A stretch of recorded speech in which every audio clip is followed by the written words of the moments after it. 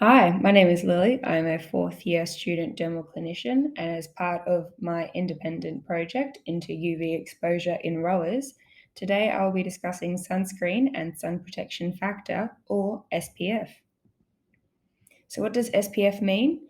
It means how many times longer it would take to burn if sunscreen wasn't used.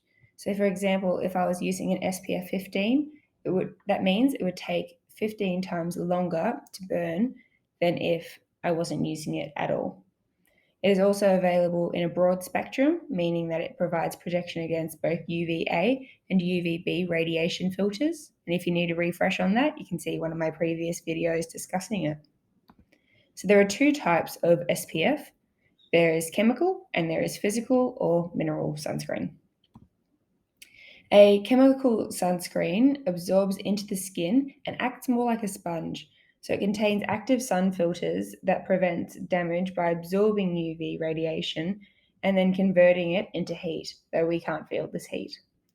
This makes its formulation typically thinner and more transparent, closer to a lightweight moisturizer, making it ideal for daily wear as chemical filters don't have the same white cast effect that physical sunscreens do. Ingredients that you need to look for a chemical SPF include avobenzone, homosalate, octocrylene, octisalate, octinoxate, and oxybenzone.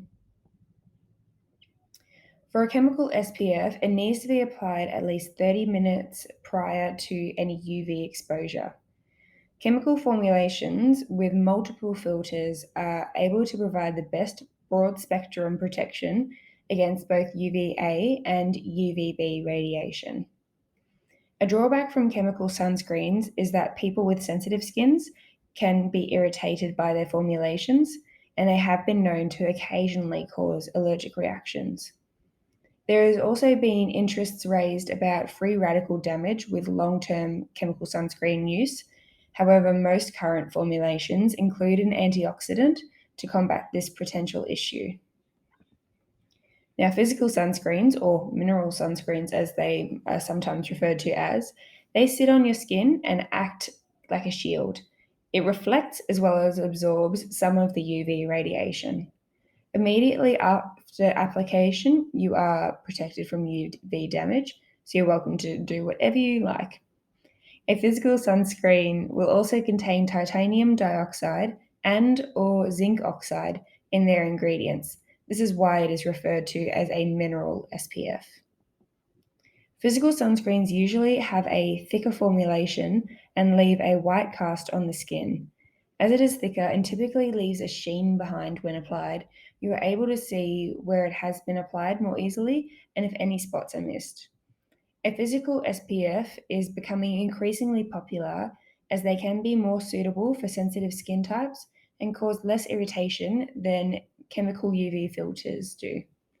However, the mineral actives of a physical sunscreen offer less protection against UVA radiation than a chemical sunscreen does. While you can find both types of sunscreens separately, by combining physical and chemical UV filters, you are able to have a high SPF that is breathable and non irritating.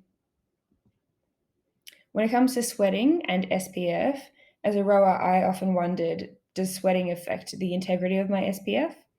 When out on water, participating in activities that will result in sweating, while wearing a sweat or water resistant SPF, you will notice that there is little to no difference in sweat rates and body temperature.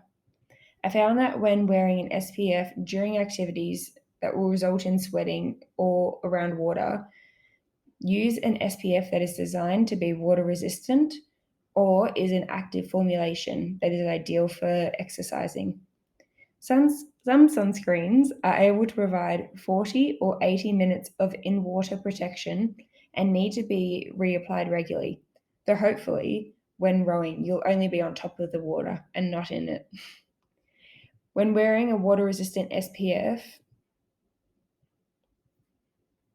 make sure that you apply it thoroughly and check to make sure that it is covering all exposed areas of your body. Thank you very much.